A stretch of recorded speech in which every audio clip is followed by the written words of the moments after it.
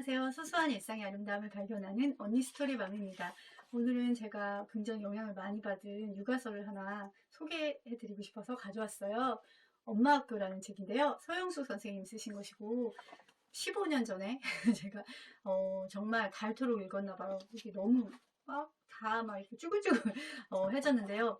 제가 오랜만에 이것을 다시 읽으면서 그때 생각이 막 나는 거예요. 그리고 이 책을 제가 너무나 많이 흡수를 했더라고요. 그래서 제가 아이들에게 지금 하고 있는 것들, 그 많은 부분이 정말 이 선생님의 그런 태도를 제가 많이 흡수를 하고 적용을 많이 했던 것 같아요. 선생님이 말씀해 주신 거에 80% 이상은 제가 거의 실천에 옮겼던 것 같아요. 너무 좋은 책이고요. 정말 아이의 입장에서 그리고 아이를 정말 사랑하는 마음으로 기르시는 그런 실제 경험담들이 많이 들어있거든요. 저도 굉장히 많이 배웠고요. 아이가 내 곁에 있다는 것에 언제나 감사한다. 그래서 우리는 밖에서 아이들이 인정을 받는 거는 생각보다 쉽지 않아요. 그래서 이분은 내 아이를 진짜 우리 집에서는 최고로 인정해주고 또 아껴주고 사랑해주고 그렇게 해야 된다고 이야기를 하고 본인도 그렇게 해줬어요. 그리고 말을 한마디 한마디 아이에게 할 때도 정말 신경 써서 아무 말이나 내뱉지 않고 정말 아이에게 정말 필요하고 도움이 되는 말을 부드럽게 일러주시는 것들을 항상 했었고요.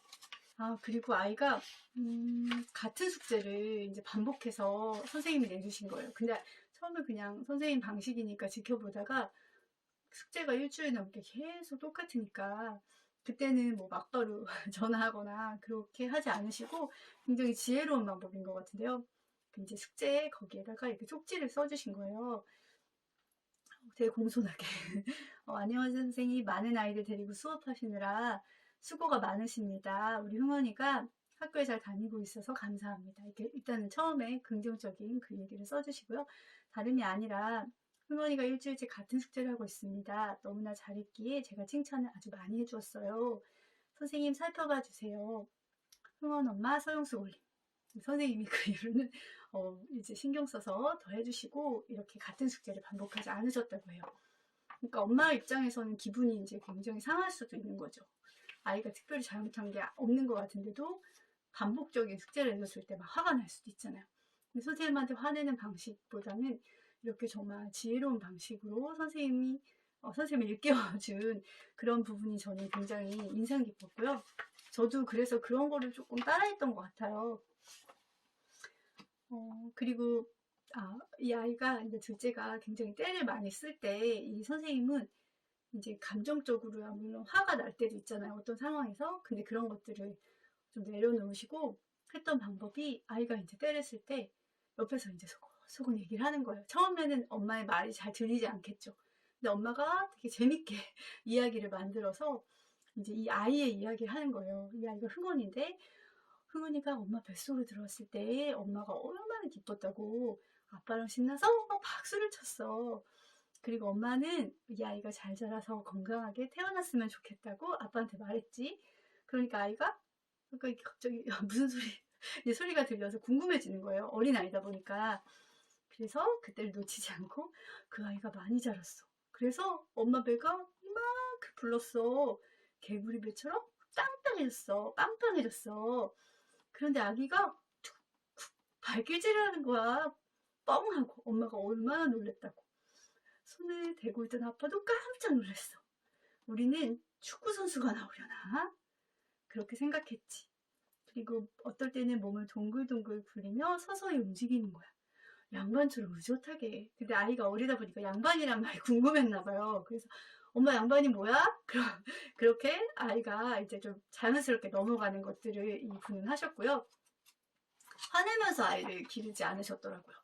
그 부분이 되게 좋았고요. 기다리고 또 기다려준다. 제가 이제 제일 이분 책을 통해서 많이 배운 것은 기다림이었어요. 저도 굉장히 많이 기다렸었어요. 근데 이 흥원이라는 아이가 말을 많이 더듬었대요. 말도 잘 못하고 그때 이제 엄마들을 막 계속 더듬으면 막 걱정이 되니까 천천히 말해. 하나씩 말해. 좀 정확하게 발음을 정확하게 해야지 이렇게 말할 수 있잖아요. 근데 이 엄마는 그때 엄마가 얼마든지 들어줄 테니 천천히 잘 말하라는 마음으로 아이를 기다려줬고요. 그리고 아이가 이제 막 말하다가 항상 학교에서나 친구들 사이에서는 말이 끊기잖아요. 근데 아이가 불안할 수 있단 말이죠. 그때 흥원아 엄마가 듣고 있어. 언제까지나 흥원이 말 다 들을 거야. 아무리 오래 걸려도 괜찮아. 얼마든지 그러니까 천천히 말해. 이렇게 얘기하시면서 끝까지 들어주신 거죠. 그리고 이 아이가 막 말하다가 말이 막 엉키고 막 이렇게 되는 거예요. 그때는 흥원이가 지금 머리가 아주 좋아져서 이 머리를 좋아진 머리를 못 따라가는 거야.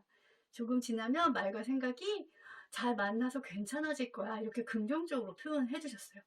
그리고 이 아이가 당연히 말도 잘하게 되고 뭐 임원도 하게 되고 전혀 거기에 대한 문제가 없어졌거든요.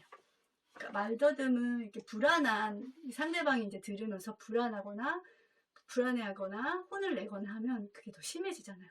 느긋하게 기다리고 지적하지 않고 이런 것들을 하셨고요. 이 책 읽다가 토토 제가 이제 책 영상에 토토도 이제 찍었는데요. 그때 그 선생님이 그러셨거든요. 토토가 좀 문제가 있는 아이로 학교에서 잘리고 여기 이제 대안학교 같은 곳에 가게 됐거든요. 교장 선생님이 이 아이 얘기를 그러니까 한 반나절 이상 정말 귀담아 들어줬어요. 그 아이는 처음 경험한 거예요. 그래서 그 아이 마음을 열고 거기서 또 교장 선생님을 일단 좋아하잖아요. 그리고 마음이 편안하면서 자유롭게 크고 굉장히 나중에는 막 작가도 되고 그렇게 되거든요. 그때 생각이 나더라고요. 기다림이 이렇게 중요하구나. 그리고 저도 이거 읽으면서 저도 비슷한 경험이 있었어요. 이제 흥원이라는 아이가 학교에 이제 갔다가 자전거를 잃어버린 거예요. 근데 엄청 아깝잖아요. 엄마 마음에는 막 화도 나고. 근데 부주의 아이를 정말 나무라고 싶은 마음도 이렇게 온 거죠. 근데 이제 아이가 학교를 가야 되는 상황이기 때문에 지금 이렇게 아침에 야단쳤다가는 아이가 하루 종일 마음이 안 좋을 거 아니에요. 그래서 엄마가 이렇게 얘기를 했대요. 너는 학교에 가서 공부해라. 엄마가 나가서 한번 둘러볼게. 그리고 학교 끝날 때까지 엄마가 찾지 못하면 우리 같이 찾자. 이렇게 얘기하면서 아이가 이제 안심한 듯 학교를 가게 됐고요. 그래도 이제 아이가 오면서 철이 없다 보니까 딱지를 많이 땄나 봐요. 그러면서 막 기분 좋게 온 거예요. 사실은 그러면 자전거는 잃어버려놓고 딱지 땄다가 막 신나게 오면은 다른 엄마들 같은 경우는 이제 화가 날 수도 있잖아요. 그런데 이 엄마는 이 아이의 마음, 너무 기뻐서 엄마한테 자랑하고 싶어서 제일 먼저 달려왔던 그 마음을 좀 이렇게 뭔가 그 마음을 이렇게 해치고 싶지 않았던 거예요. 그래서 이제 들어주고 나서 이렇게 얘기를 했대요. 흥원아, 자전거를 잃어버려서 엄마 마음이 아파. 그래도 흥원이가 딱지 땄다고 제일 먼저 엄마한테 달려와줘서 너무 기뻐. 이렇게 얘기를 해주시고, 그리고 아이의 실수로만 받아들였대요. 막 예전 것까지 막 다 들고 막 얘기하는 게 아니라 아이는 실수할 수 있다. 그리고 같이 찾아보는 거죠. 그런 책임은 같이 지어야 되겠죠. 그리고 옛날에는 이제 지금은 체벌이 없지만 옛날에 체벌하시는 선생님이 계셨잖아요. 근데 아이가 이제 막 멍이 들었나 하여튼 되게 아파가지고 왔고 이 엄마는 이제 물론 당연히 너무 속상하잖아요. 아이가 별로 잘못한 것도 없이 이제 맞고 오면 화가 나잖아요. 그때 학교를 이제 가게 됐고요. 일단 병원에 데리고 이렇게 말을 했대요. 일단 병원에 데리고 가겠습니다, 선생님. 공부가 중요해서 학교에 보냅니다만 더 중요한 것은 건강이지요. 라고 이제 그렇게 두 마디를 하고 이제 나오셨대요. 그리고 아이가 이제 상처가 있을 거 아니에요. 선생님한테 이제 그렇게. 그랬을 때는, 흥원아, 엄마는 이런 일로 학교에 불려다녀도 괜찮아. 얼마나 많은 기쁨을 주었는데. 그리고 기쁨을 주지 않았더라도 엄마는 아이들 문제가 있으면 이렇게 다니는 게 당연한 거야. 그렇게 이제 손을 꼭 잡아주고, 이제 이 마음에 이런 마음이 들을 때 얼마나 아팠을까, 얼마나 모욕적이었을까. 그런 마음, 너무 마음이 쓰린 거죠. 너무 사랑스러운 이제 자녀인데. 그래서, 학교에 이제 가게 되는 상황이 있었는데, 선생님과 마주치게 되는 상황 있잖아요. 상담이었나 봐요. 그때 이렇게 말씀하셨대요, 선생님께. 제가 원하는 것은 평화로운 교실입니다. 아이가 학교에서 쓸데없는 빈정거림을 받지 않는 곳, 아이들이 잘못을 해도 모든 잘못이 교육적으로 처리되는 곳을 원합니다. 또 내 아이뿐 아니라 다른 아이들도 선생님의 손찌검에서 자유로운 교실을요. 어느 누구에게도 부적절한 체벌을 해서는 안 됩니다. 이렇게 정확하게 말씀을 해주셨고요. 물론 막 화를 내면서 한 건 아니에요. 물론 저도 흠이 많은 사람입니다. 하지만 아이들에게는 조심합니다. 부탁드립니다. 선생님은 전문 교사이십니다. 훗날 제게 이 일로 고마워하실지도 모르겠습니다. 제 흠도 고치도록 선생님께서 지적해 주십시오. 근데 진짜로 그 선생님 바뀌셨대요. 그때 이후로 굉장히 아이들에게 조심하시고 정말 손찌검 같은 거 하지 않게 바뀌셨다고 하더라고요. 너무 지혜롭게 잘 대처하신 것 같아요. 이걸 제가 많이 따라했나 봐요. 아침은 늘 웃으며 맞는다. 아이가 딱 일어났을 때 엄마 뭐 5분만 이러면서 헤어져 일어났을 때 우리 흥원이 잘 잤어? 이렇게 되게 다정하게 얘기를 막 이렇게 이제 아이가 얘기를 하겠죠. 날마다 건강하게 눈뜨는 아이들에 대해서 얼마나 고마운지를 생각하셨대요. 더 바랄 것이 없다라고 생각을 했대요. 아침 시간이 굉장히 중요해서 깨우는 시간은 최대한 따뜻한 마음을 담아서 부드럽게 깨워주셨다고 해요. 이 가정이 굉장히 밥 먹을 때도 되게 행복했더라고요. 엄청. 이 책 읽으면서 되게 육아의 기쁨을 많이 느꼈던 것 같아요. 물론 아이를 기른다는 거는 굉장히 쉽지 않은 일이고 또 매일매일 욕심을 내려놓는 일이고 또 기다려도 기다려야 되는 그런 일이잖아요. 근데 너무 가치 있다고 저는 생각하고요.